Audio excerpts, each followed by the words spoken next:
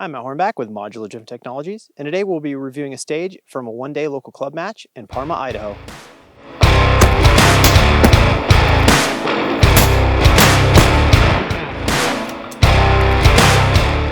All right, going to the stage, I knew it was going to be pretty tricky. We have a 12-inch square, 650 yards, 12 rounds, 3 positions in 2 minutes. Now that's already a tall order. Here's the kicker. There were 3 different colors spray painted all over this railroad tie contraption. You had to pick a color and those were your positions. I chose white because I thought it was going to be the lesser of all the evils. Now, club matches are a type of match where you can get away with experimenting with things. I don't have a railroad tie barricade accessible for me to practice on, so this is the only time I see this sort of things in matches.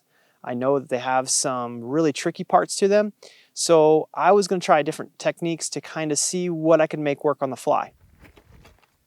At the start of the stage, I brought a tripod, a big front sandbag, and a small rear sandbag.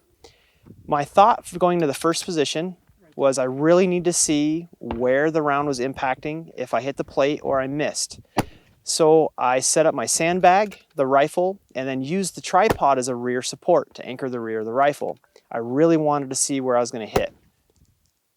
I set up the position, worked in my wind call, and I actually missed a little heavy into the wind. So from there, I backed it down and I had a pretty solid wind call for the remainder of the positions. Getting to that second position is actually very tricky. The railroad ties themselves make a very tiny window to shoot from. This is tough because there's barely enough room for the rifle and the scope to clear. So my thought was I would take my small rear bag and place it flat to make a nice soft shooting position on that hard railroad tie. There was not enough room for that rear bag, so you'll actually see me throw it off to the side and just go chassis on wood, hard on hard contact, which is never a good idea, but at least I had the tripod there to work in as a rear support to get me some stability. Now, what you'll also notice in the second position is I lost the target. I lost it completely. I was way off to the right.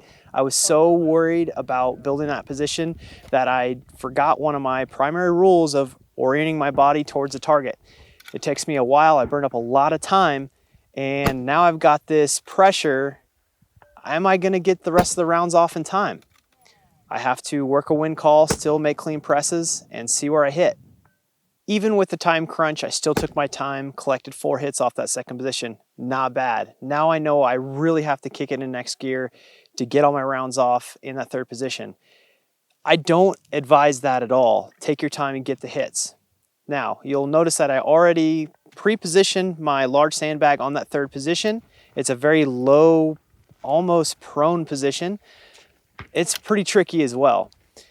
The first shot out of the gun, I misread the wind. I was continuing my same wind hold and it bit me. I saw the splash and I corrected and collected 3 more points after that. Now, looking back at the stage, it completely makes me cringe. I do so many things that I don't normally do. And one of the main things that I always preach is keeping it as simple as possible.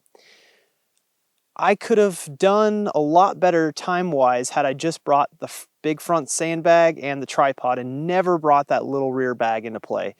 All that did was fluster me and waste time, and then I end up searching for a target that I didn't need to waste time searching for. So, we did learn a valuable lesson, and that was what didn't work. Thank you very much for joining me, and we'll see you at the next one.